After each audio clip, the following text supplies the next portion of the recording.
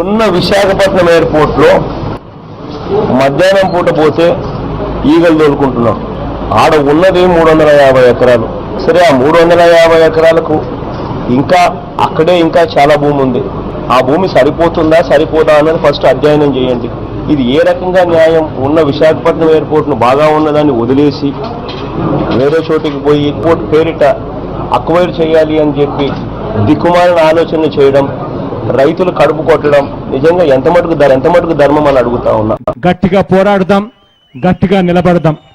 ఇంకొకటి కూడా చెప్తా ఉన్నా, కోర్టుకు కూడా పోదాం. కోర్టులో కేసులు వేసినా కూడా గట్టిగా దీన్ని ఆపే కార్యక్రమం చేద్దాం. ఎట్టి పరిస్థితుల్లోనూ భూములు భోగాపురం ఇంటర్నేషనల్ ఎయిర్పోర్ట్ స్టోరీ కూడా చూస్తే అసలు క్రెడిట్ చోరీ అన్నది చేయడం కోసం ఎన్ని పడరాని పాటలు పడతా ఉన్నాడు చంద్రబాబు నాయుడు అన్నదానికి ఇది ఇంకొక ఎగ్జాంపుల్.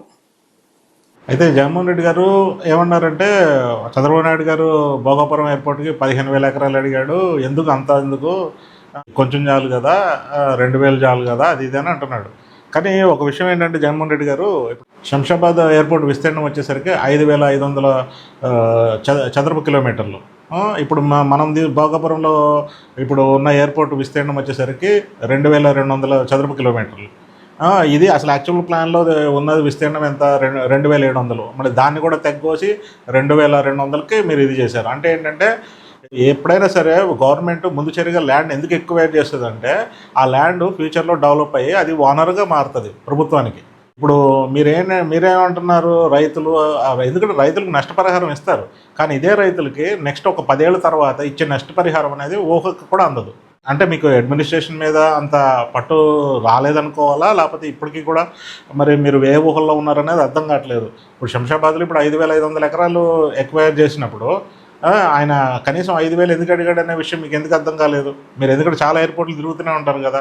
ఆధునిక వసతులతో ఒక ఎయిర్పోర్టు ప్రపంచ స్థాయిలో నిర్మించాలంటే ఒక మినిమం విస్తీర్ణం ఉంటుంది. మీరేంటంటే దాన్ని ఒక ఆర్టీసీ బస్ స్టాండ్, ఒక ఆటో స్టాండ్లా చూస్తున్నారు ఎయిర్పోర్ట్ని. వైజాగ్లో ఉన్నదే ఇవాళ పనికిరాంది, రేపు అభివృద్ధి చెందొచ్చు. ఇక్కడ ఇది ఇప్పుడు అప్పుడప్పుడు ఫ్లైట్లు పడ్డవి, ఇంటర్నేషనల్ ఎయిర్పోర్ట్ వచ్చినప్పుడు, ఎక్కువ ఫ్లైట్స్ వచ్చినప్పుడు జనాలు, పర్యాటకులు సంఖ్య పెరగచ్చు. దానివల్ల ఏంటంటే పెట్టుబడులు గమ్యస్థానంగా కూడా మారచ్చు. కానీ మీరు ఆ విషయాన్ని పక్కన పెట్టేసి మీరు మాట్లాడేది ఏంటంటే, ఇంత విస్తీర్ణం ఎందుకు, ఆయన ఏదో ల్యాండ్ని ఇది చేస్తున్నాడు, ఆయన పేరు మీద రాసుకోవట్లేదు. ఆయన ఏంటంటే గవర్నమెంట్ దగ్గర ఉంటుంది ఆ స్థలం, దాన్ని డెవలప్మెంట్ పర్పస్లో వాడతారు. మళ్ళీ ఫ్యూచర్ ఎక్స్పాన్షన్ కావాలన్నప్పుడు మళ్ళీ వెళ్ళి అదేంటంటే ఎక్కువ ఖర్చుతో కూడుకున్న విషయం అవుతుంది. అందు గురించి ఏంటంటే ముందే ల్యాండ్ ఎక్విజిషన్ చేసినప్పుడు ఆ ల్యాండ్ అనేది రకరకాల అవసరాలకు ఉపయోగించవచ్చు అని ప్రభుత్వాలు సాధారణంగా అనుకుంటాయి. కానీ ఇప్పుడు